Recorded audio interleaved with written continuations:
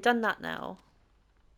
I'm actually a little bit creeped out. I'm not gonna lie because it's really like the floor's really creaky, but also like with Hitchhiker just literally scaring me a minute ago. Like, um, that was creepy. So this must be just like a storage room.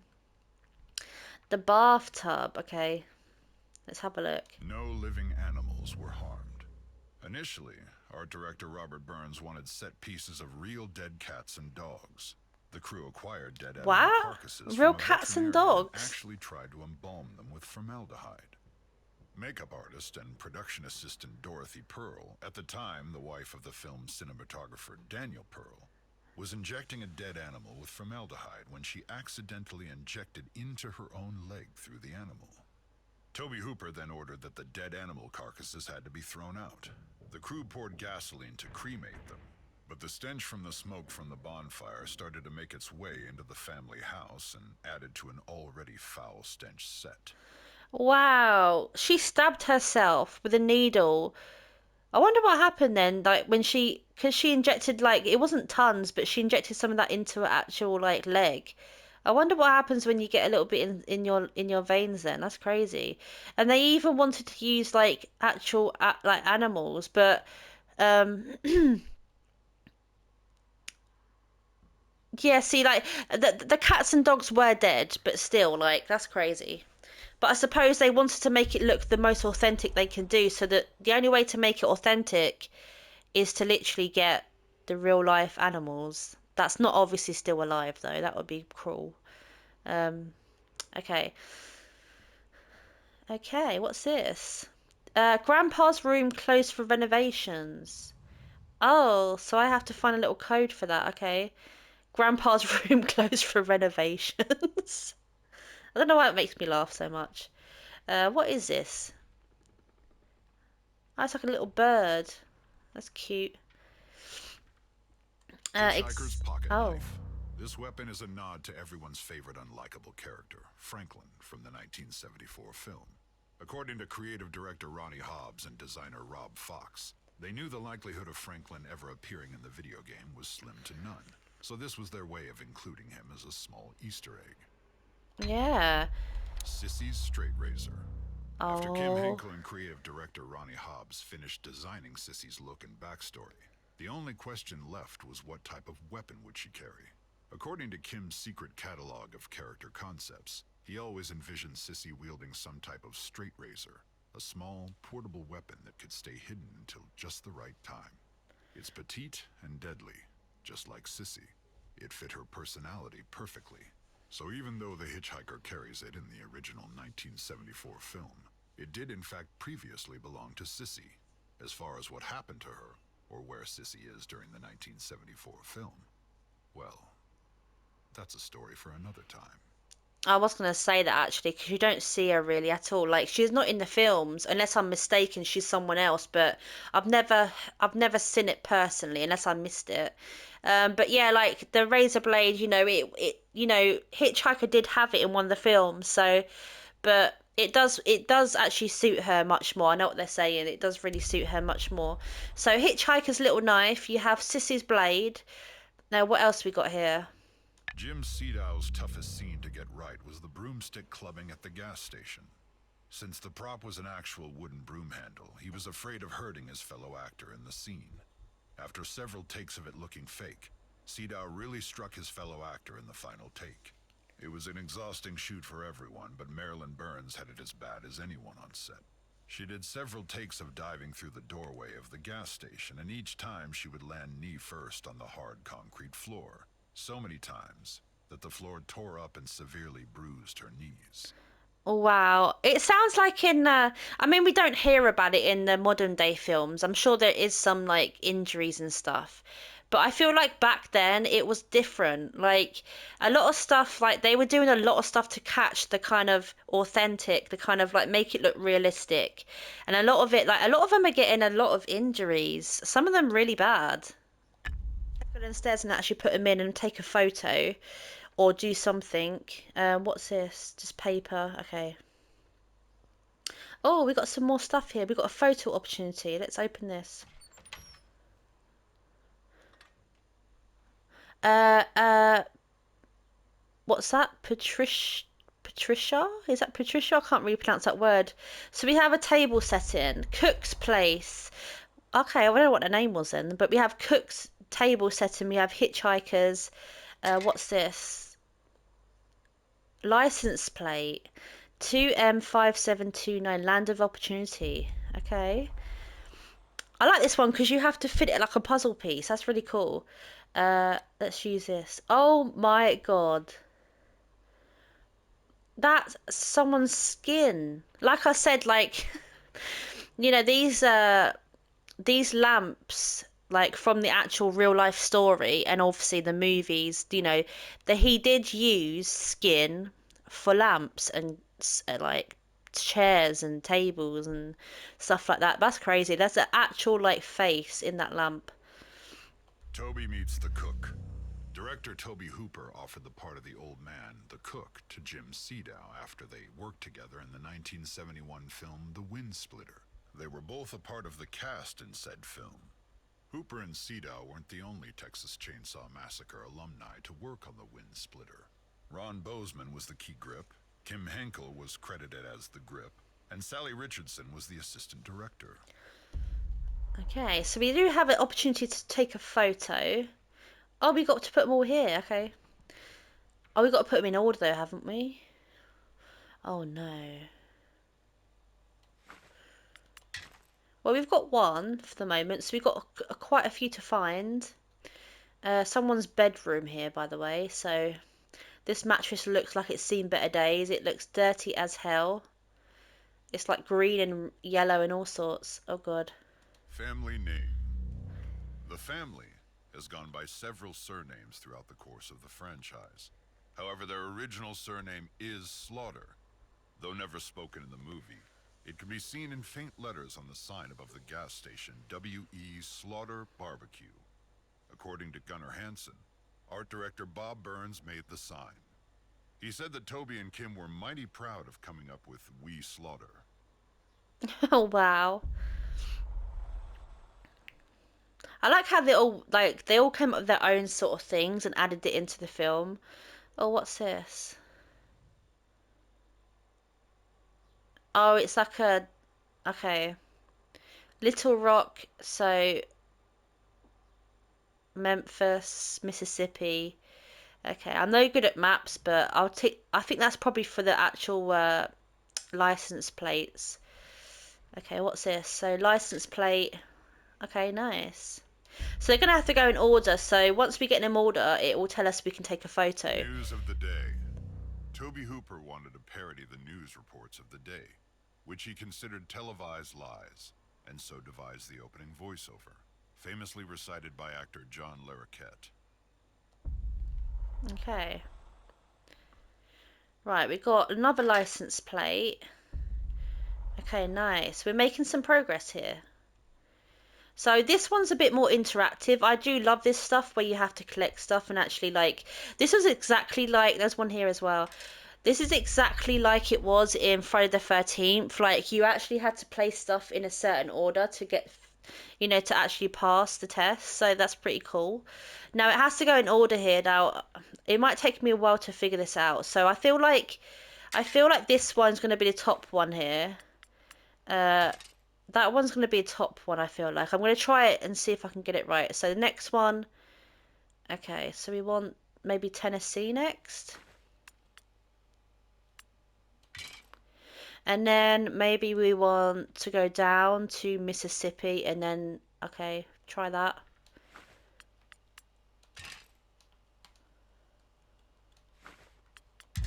There we go, got it. So yeah, it goes in order. So I went from the top to the bottom. So we have Arkansas or something. Then we've got Tennessee, Mississippi, and we have Louisiana. Okay, let's take a photo.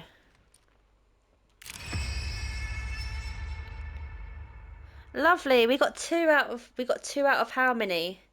Right, so now I'm gonna go downstairs and put these skulls on now. I think we've done all of upstairs now. I'm sure we have. Let me just double check. So we can't go anywhere else in here because it's blocked off. Okay, so down here, yeah, we're literally done now, I think. So I'm gonna head downstairs and we're gonna continue. Grandpa's room, again, we've got a code. I'm not sure what the code is just yet. What does it say on here? Grandpa's army candy, Grandpa's room. So maybe we have to go to the dinner first to see Grandpa itself, maybe. Skull Wall, family dinner, and living room. So the rest of them is downstairs. Okay, cool. So let's head downstairs. This is really fun. Have I not missed anything down here? Okay, let's go downstairs. If I've missed something, I can always come back later, but I don't think I have. Okay. Here we go with the living room. So the living room.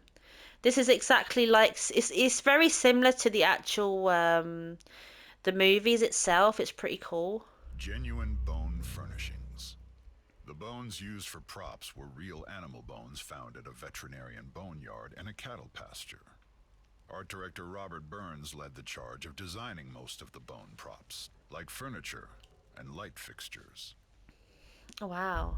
Can you imagine designing this? Like, some of this stuff was actually made, or actually, like, it was like pretty much actual skulls. Like I said, like, they actually used dead animals and cats and actual animals to actually doing this to show, like, it thought authentic. Like, so can you imagine just designing all of this? That's crazy. Curtain. Alan Danziger played Jerry, the van driver in the film. He prepared for his first on camera meeting with Leatherface by being blindfolded. When the blindfold was removed for the initial take, he was so terrified that he ran out of the room. Oh my God. See, they're all so terrified. That's crazy. Can you imagine being just so terrified by the mask? Like, I mean, that shows just how well someone can portray horror. Scaring a child.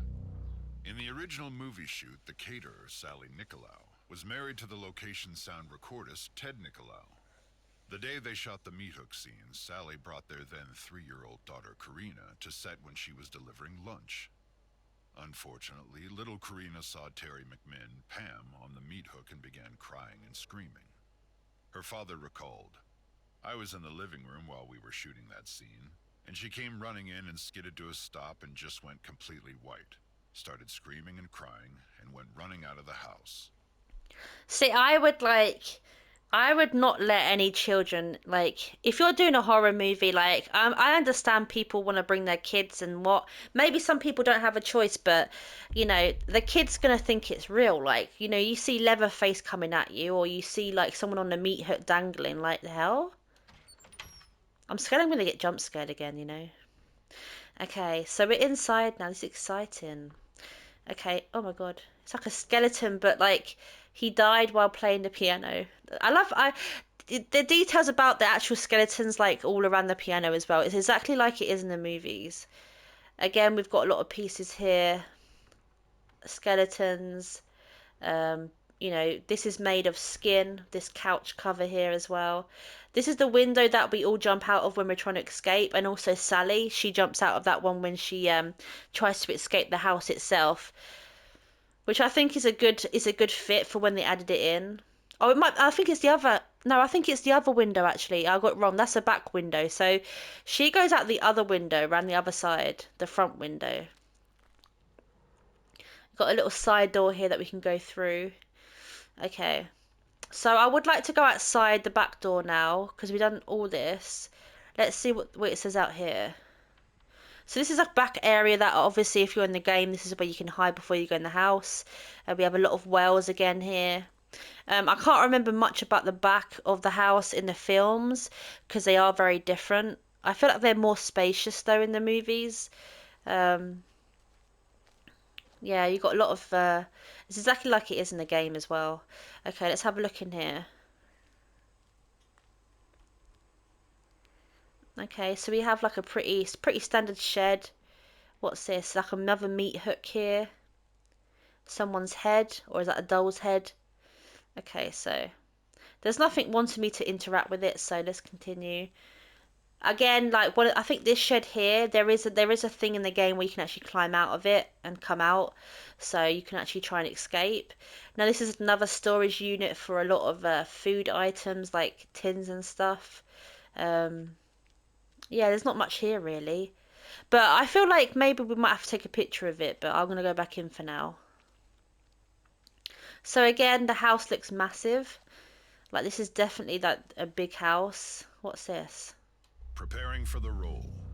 To prepare for the role of Leatherface, Gunnar Hansen went to Austin State School, which was a 95-acre residential and training facility for adults with developmental disabilities.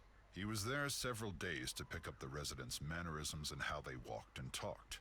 It was important to Gunnar to portray the character authentically, without making a mockery of those who suffer from developmental disabilities. Wow, I do have the utmost respect for people that do go above and beyond to try and do their role as authentically as possible. I mean, you know, people often research and, they do stuff like this to kind of get into their role much more. Because, obviously, like, if you was to just, like, say right now, if you was to play in a horror film and it was to do with, you know, something like this where maybe you needed to delve into someone else's world or their story to understand how they were feeling or thinking, like it definitely, brings it to another level here. So I have the utmost respect for people that can do that. I mean, I could never be an actor because I just, I'm not really one for acting. I never have been, but I give props to people that do that. So yeah. Right, so I think we've made it now to, let's put the skulls on the wall actually first. This one, so this is going to be the biggest one, isn't it? What about this one? Oh, I need to match them up. Okay, so the one there is going to be, so this one needs to go on the other one. So this one is that one. And then we have, okay, it's really hard to see it. There we go. Now we can take a photo. And we've unlocked the skull wall. Nice. So we have got officially we've got three left now. So now we're going to venture into the actual family diner. This is where we get to see the characters, I think. Yeah, look. Oh my God, they're all sat there. Right, let's do this first. So we have things to examine. Somewhere there's a chicken running around, very confused. What the hell? This is like this is like a chicken's head on a shelf with some legs. So it's basically like a, oh my God. That's creepy as hell. Makeup set. Gunnar Hansen shared a lot of praise for his fellow cast members. In the 40th anniversary Blu-ray release's audio commentary, Hansen notes that actor Jim Sedow, the cook, was probably the only actor in the movie who could look benign and then become extremely evil without any makeup. Wow. I mean, makeup does make everything worse. Like, in real life, makeup makes anything look better, but also it can make things look worse. This is the window that I was talking about that Sally ran out of. It's in the main kind of dining area, so she would have walked through the main house. Like when they was all sitting there having, their food, whatever. She jumped out this window, so if you don't know what I'm talking about, like have a look at some of the older Texas Chainsaw Massacre movies. Sally, I think she's in the first ever one made. I'm sure she is. Obviously, correct me if I'm wrong, but it's very much earlier on. Sally, if you research it, you'll be able to find the movie where she actually does jump out the actual window itself. Um, oh,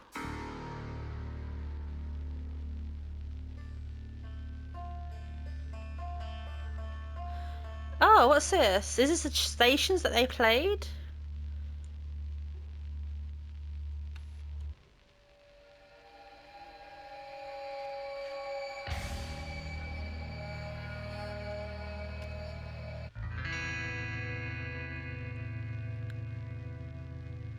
Okay.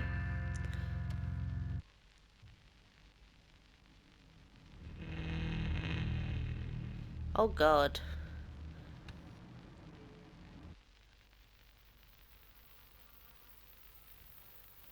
Can hear the all the you can hear all the flies.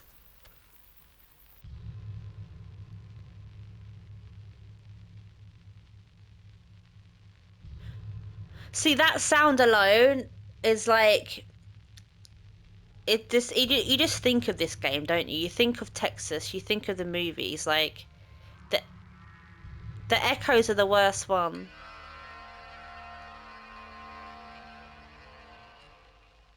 And then to add this onto it, like it just gives that horror. Yeah, that's crazy. That's really cool though. That's really cool they added that in so you can actually listen to them.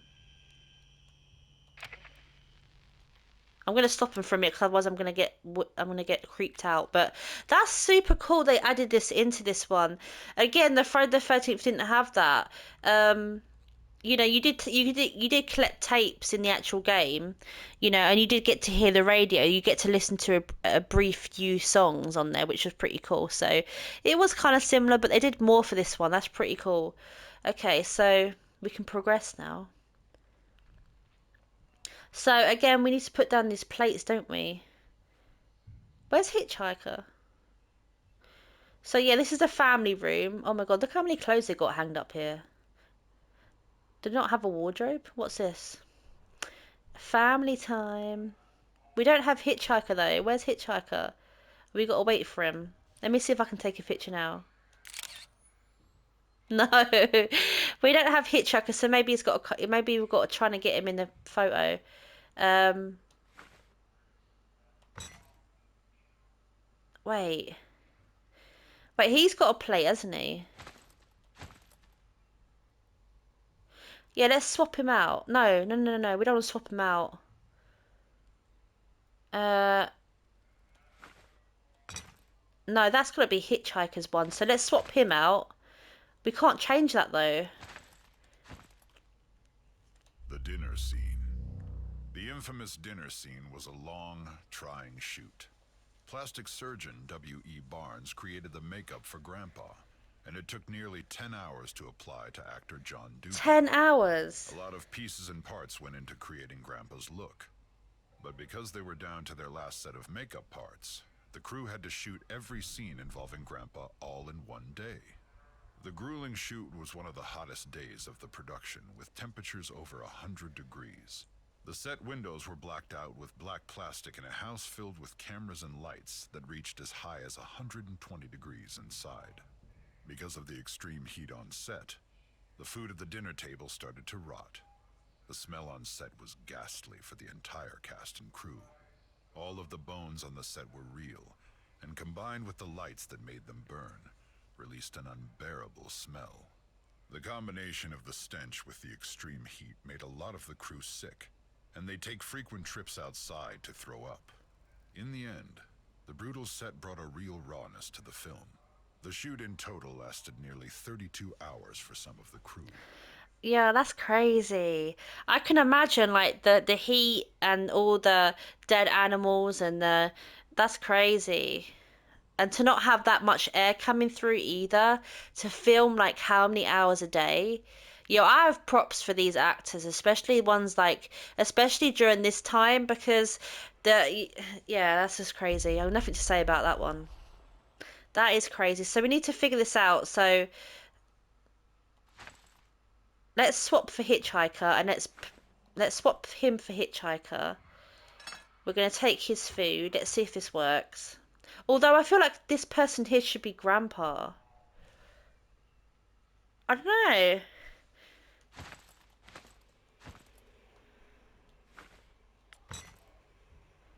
Maybe?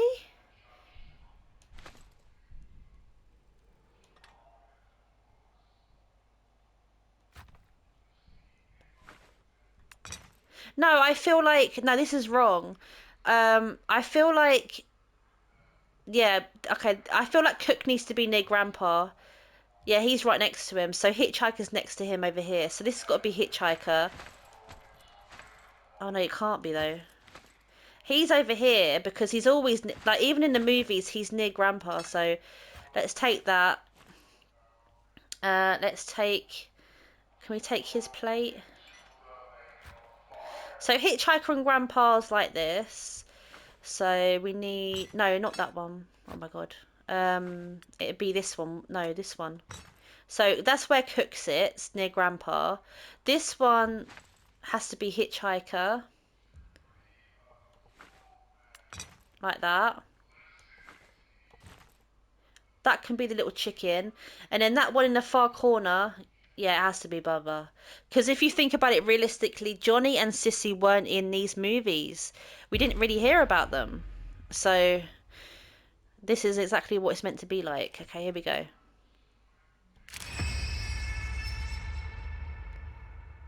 Family dinner. Wow. Okay. Now that that's been done, so we have Crispy Kringle living room. Grandpa's arm candy. Okay. What's crispy? This is living room, isn't it? Yeah, living room. Let's see if I can find what they're talking about. No, it's not going to be that, is it?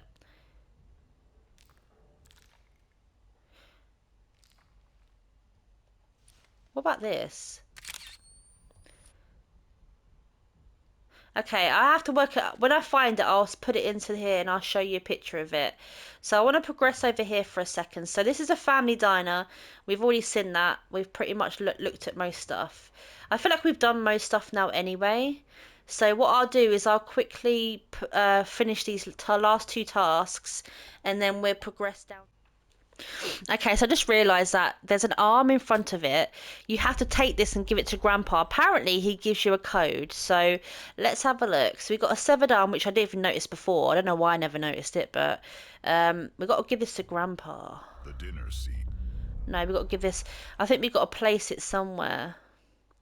How do I place it?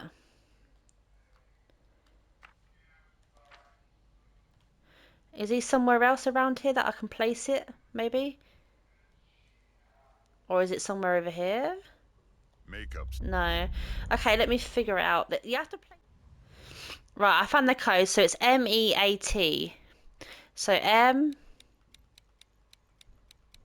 MEE. Oh no, EAT. So the code is actually me. So the code is actually on the license plates. When you light it up, uh, the code is on the license plates. Have I put in the right thing? Does it have to go up this way? It's definitely meat, but I think it's got to go higher up, isn't it? There we go. Okay, so now we're in Grandpa's room. So apparently, I have to give him this arm. Do not feed Grandpa.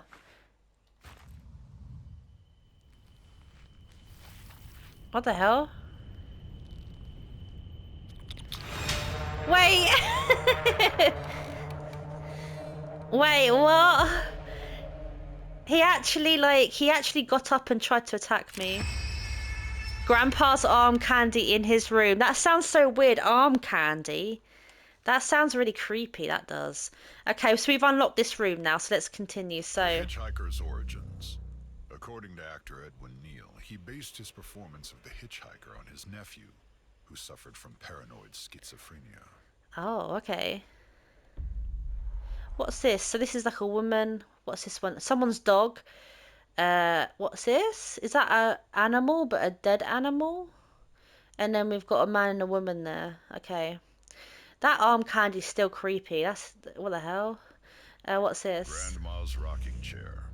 The remains of the mummified grandma, or even any mention of grandma, was not in the original script. Art director Bob Burns added her into the set to show that there were women in the family's history. Yeah. Do you know what though? Like in the films, especially when you see like, the women and like, when you saw the grandma as well, it's kind of crazy like how they implement that. That's really cool.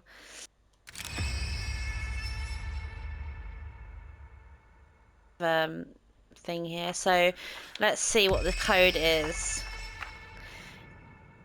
Oh, it's on the bottle. So all along we had the code 1939. So it's still nice to do this though because we've learnt quite a bit. It's been fun. So let's go. I think this might be the last part now. I'm sure it is. Okay, let's go. So examine. So we want 1939. So 1, 9, 3, 9. Yay! Basement time. Okay, so obviously in the game you do start here. This is where you start every game in the basement.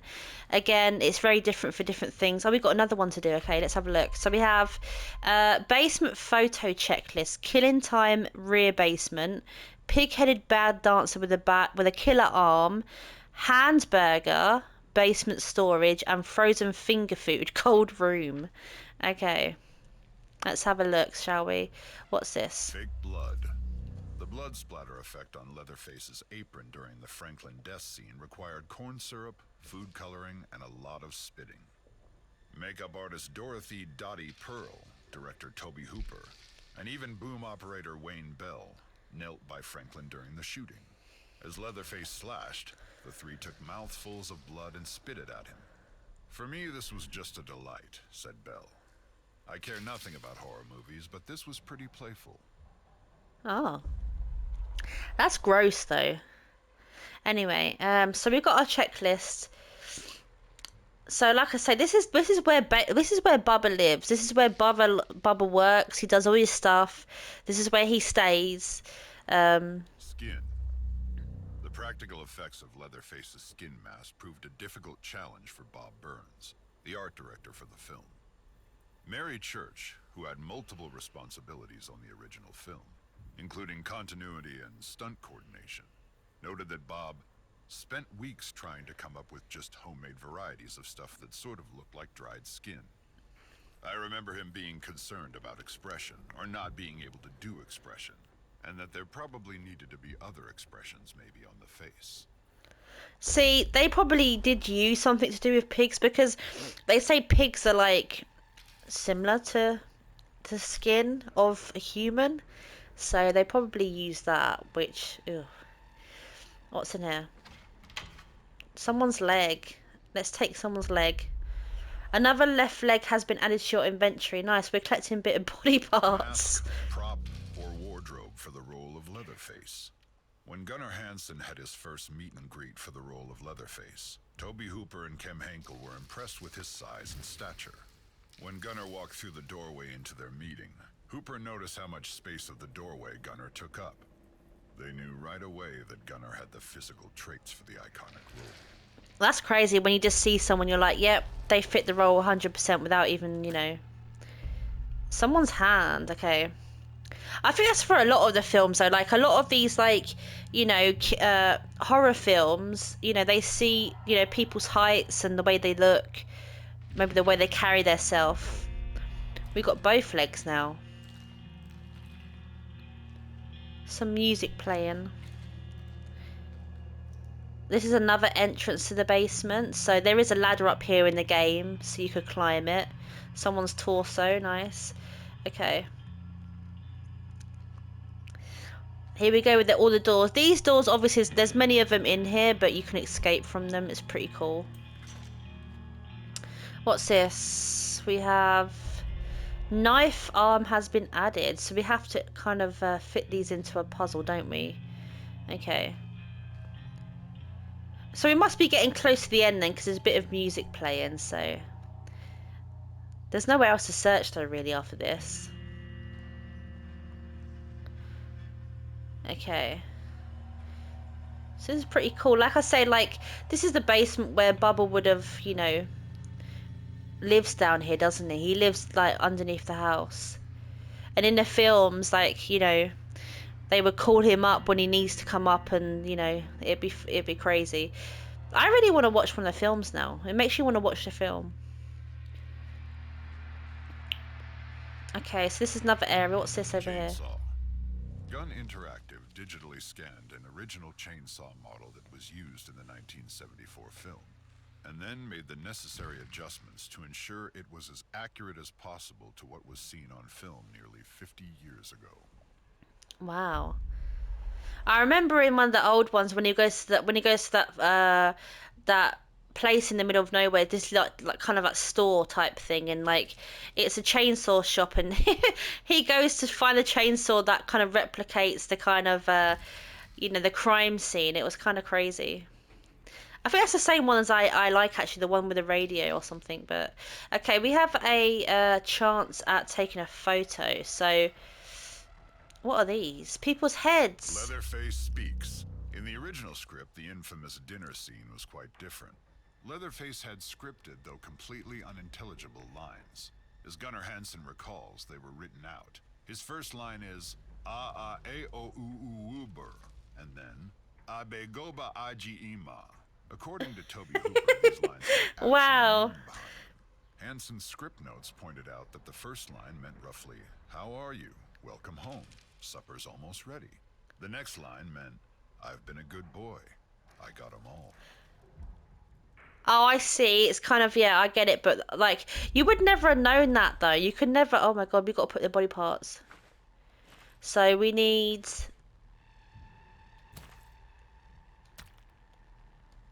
No, I want to put it on here.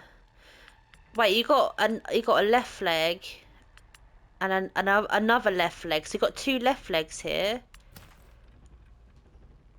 Okay, what's this one? Oh, it's all his masks. Leatherface mask. The holes and markings on the forehead of Leatherface's masks represent a hammer to the head. Back then, cows were slaughtered in the head with a sledgehammer, so Oh the holes God. appear on the forehead of Leatherface's masks to show continuity with how actual cattle were slaughtered. Wow. That's crazy. I didn't know that. We've got to put an arm on here. That's not gonna go there, is it? No, that just seems weird.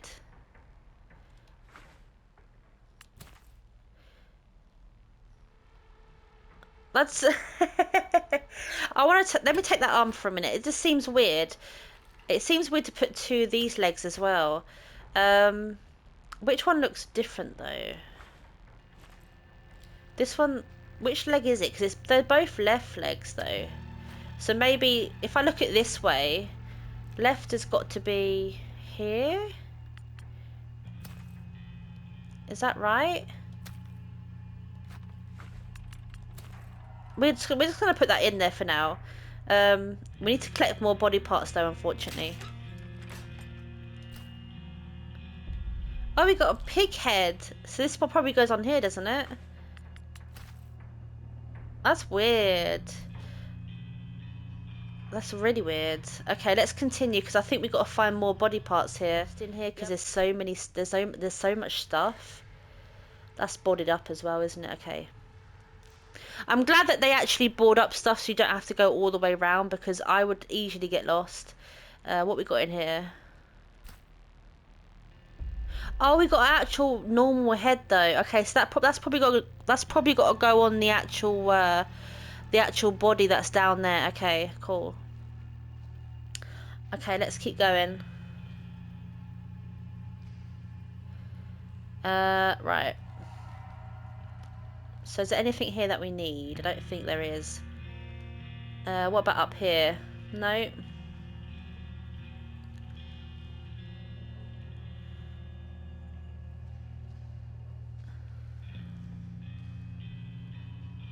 Oh my God, it's like a barrel of guts. That's disgusting. Okay.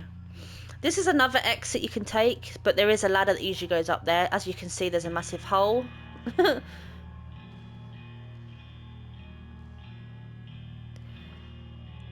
Okay, so yeah, there's nothing here. There's nothing here. I think we've done everything we can do. Let's go back. I'm glad that they have, like, you know, cut it off to some extent because I would be here for ages trying to go around this stuff. Let's continue up here. Okay, so this is the main area. This is the main area that usually Bubba comes most of the time. Um, How the music is nice. made. This is like the piano Numerous instruments upstairs. used by Wayne Bell to create the music were children's musical toys. According to Bell, many of the instruments used to create the music of the Texas Chainsaw Massacre were cymbals, xylophones, and shakers. Being that Bell is a drummer, a substantial number of cymbals were used. The audio team also used Bell's K stand-up 5-string bass with a movable bridge which allowed them to change how high off the board the strings are. This brought out the strong sounds of the bass. Additionally, the sound team used a bow, plucking and rubbing various items on it. Wow, this is exactly like the one upstairs as well. That's crazy. Okay, let's have a look at everything. Okay, it's empty. Okay.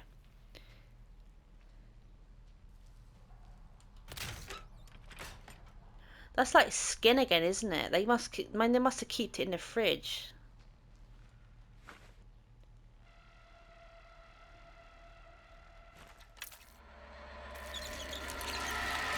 Oh,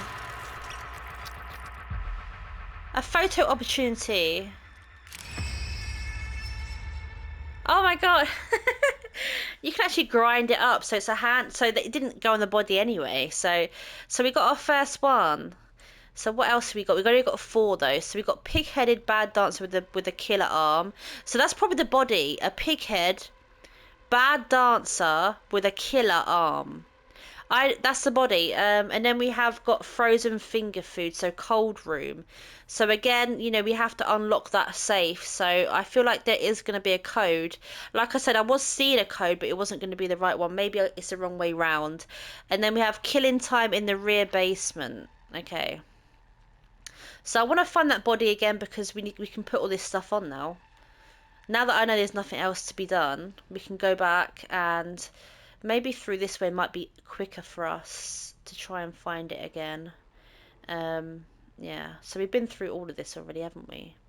So bear with me. I think it's in here actually. There we go.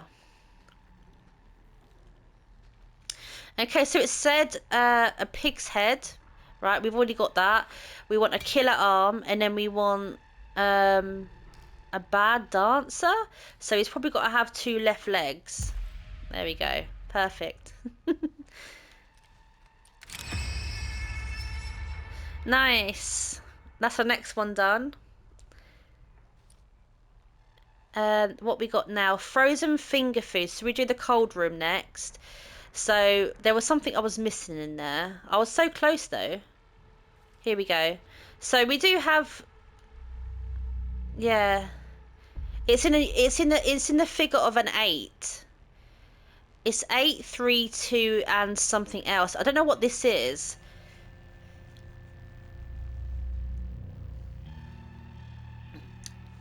Someone says you can read the future, freezing them.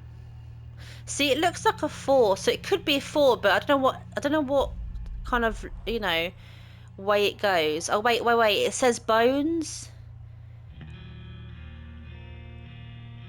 I can't read it properly though. Can I crouch? I can crouch. Okay.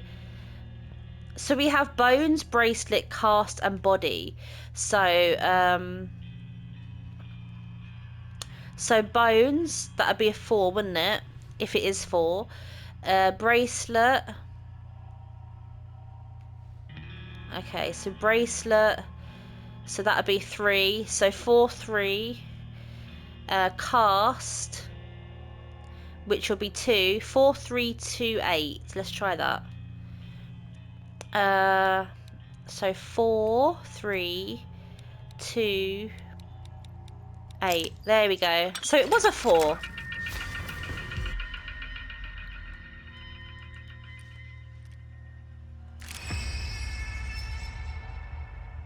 We have the frozen finger food, which sounds really weird.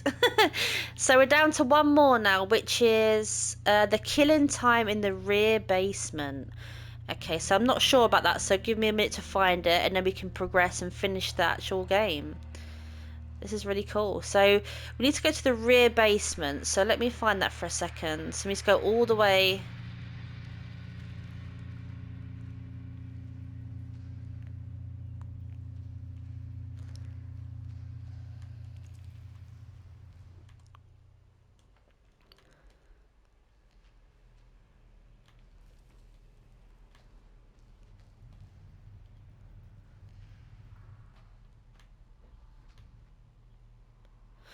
Right, we're in the rear basement.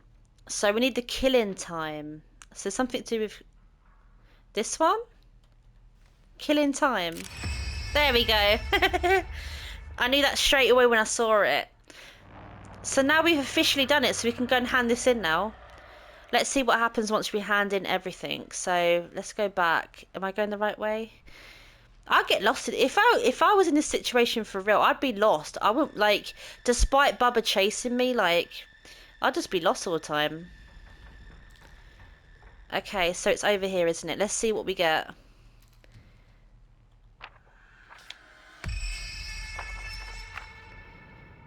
Chainsaw. Does it unlock something, or do we get a chainsaw?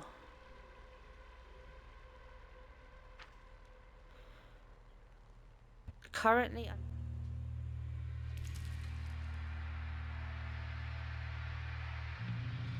Okay, so I found an area which we haven't seen before. Playing with fire. Early on during filming, Gunnar Hansen asked Toby Hooper, "How are we going to shoot the scene where I get chainsawed in the leg?" Toby Hooper replied, "I don't know, but don't worry about it because it's the last shot of the movie." For the climactic ending of the film, the crew wrapped a metal sheet around Gunnar Hansen's leg with a stake taped to it, and a blood bag taped on top of that. Originally, he thought it was a crew member who would run the chainsaw cutting into Gunnar's leg. But Gunnar insisted he would do it himself for fear of the crew member accidentally sawing his leg. The saw didn't have its Wow. actual teeth attached to it, so they had to make modifications to the saw itself. At first, Gunnar thought he had sawed his leg, but his leg did become badly burned from sawing into the metal plate that was protecting it. Wow, that's crazy. That must have been a bit scary though, wouldn't it? Okay, so we have made it to an area where there is a gate here padlocked. We do need a code. Although I'm not sure what the code is. Now there's a boiler room, so apparently there is a place that you can go that there is going to be some chainsaws, and apparently you can. Here we go. We found it.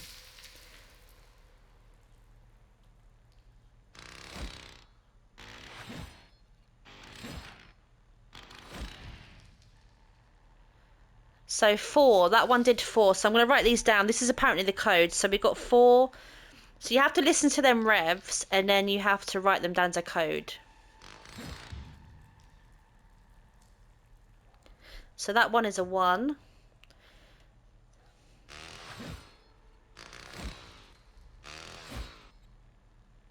That one is a 3. And then the last one is a 2. Okay, so we have the code. Is there anything left to see before I go? Because I think once you leave, you can't come back in here. Oh, we have a deer skull though. What's this one? Maria Flores photos. Several of the photos used for Maria Flores' story were taken near a massive sunflower field that seemed to go on for miles. While stunningly beautiful, this area was also infested with rattlesnakes. Thankfully, the Gun Interactive crew persevered after a few close encounters with the venomous snakes, and were able to capture thousands of photos to help build the lore of our game's catalyst, Maria Flores. Wow. Look at all these photos everywhere. That's crazy. What's this one over here? Banned in the UK. The film was banned in over 10 countries, including Great Britain and Germany. The Texas Chainsaw Massacre managed to have screenings in London, England in late 1974, but by February of 1975, the BBFC decided to ban the film, as they were uncomfortable about the threats toward the film's climax and the explicit use of abnormal psychology, and refused to even give the film an X rating. In 1982, the former Prime Minister of England, Margaret Thatcher, along with socially conservative activist Mary Whitehouse, formed the Video Nasties, which led to the banning of several horror films in the United Kingdom. Additionally, in the early years of Prime Cable, channels like HBO refused to air the Texas Chainsaw Massacre. Many cable channels avoided the film at all costs. That's crazy. Like, obviously, I'm from UK, but this obviously, you know, I mean, there's nothing wrong with banning them, but like, you got to respect that this is like it's a form of art though when it comes to like movies, isn't it? But you know, it's not banned now. I don't feel like it is banned now. So we have the code. So we have 4132. This is going to be the last bit. So we're literally nearly done now. This has took me probably a couple of hours to go through, but again, you can take your time with it if you wanted to. There's a lot of things to uncover here, so if you ever wanted to do it yourself, you know kind of like where to go. Um, let's see. Here we go. I'm kind of scared.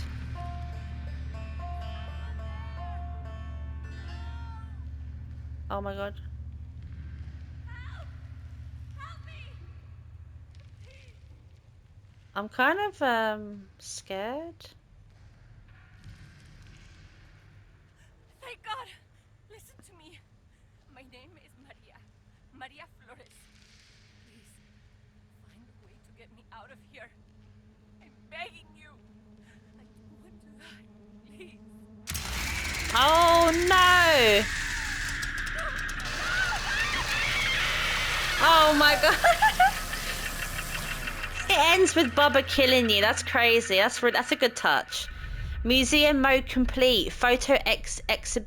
Exhibits unlocked. I couldn't say that word then. Wow. So it's completed then. What's these? Oh. Oh my God. Wait, you can swap?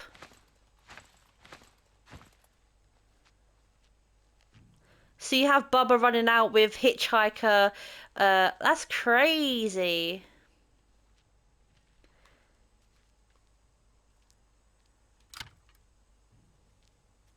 Connie jumping like through the window, which would have been like Sally in the actual film. That's crazy.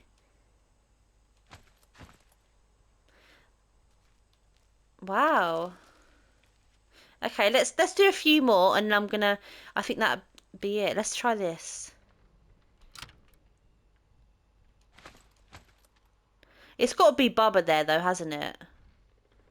Let's be honest. It's got to be Bubba because he stands there anyway. What's this one? Oh, he's been hooked. You can swap them out though. That's crazy. That's so cool. So we've got Hitchhiker picking up some blood. I'll probably stick with Hitchhiker to be honest with you. Oh, we got all the characters, even the newest character, which was I can't remember her name, but it's the mother, isn't it? There he is, Cook, like doing the locks there. Okay, let's do one more. Let's do this one over here. Oh, so it's Hitchhiker putting down traps. So yeah, this comes back to the game itself now. That's pretty cool. That is pretty cool. So yeah, we completed the whole of the museum. It took roughly about 2 hours or so. So I may have to split it up in two parts or maybe do a whole one. I'm not sure yet. Um, this will be uploaded on Friday. Um, and as I said, for people that, didn't want to watch this or maybe you're interested in other stuff, there is going to be Poppy's Playtime Chapter 3 starting Monday. And I'm also going to be starting to do Resident Evil 4 Remake again. I've already played that, but I haven't continued it yet. But anyway, I hope you enjoyed this, whoever wanted to stay and listen. This is quite a lengthy one, but it's pretty much fun. I really enjoyed it. So let me know down below if you enjoyed it. Comment, like and share, and I will be back with the next one on Monday. I hope you guys have a great week and a weekend.